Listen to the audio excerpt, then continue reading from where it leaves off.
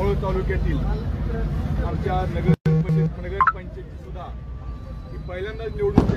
त्या ठिकाणी लागली होती। आज अर्ज भरण्याचा हा शेवटचा दिवस होता आणि आमच्या नगर पंचायतीला 17ची बॉडी त्या ठिकाणी आहे। 17ची बॉडी असताना 17 पैकी 17च अर्ज आज नगर पंचायतच्या निवडणुकीसाठी दाखल झाल्यामुळं आज या ठिकाणी मी अगदी सांगू इच्छितो की या निवडणुकीमध्ये 17 अर्ज आल्यामुळं या तालुक्याचे सर्व माजी आमदार राजेश पाटील साहेब यांच्या नेतृत्वाखाली आज भारतीय जनता पार्टीचे 17 पैकी 17 सर्व जागा या नगरसेवकांना बिनविरोध झाल्याबद्दल मी प्रथमतः सर्व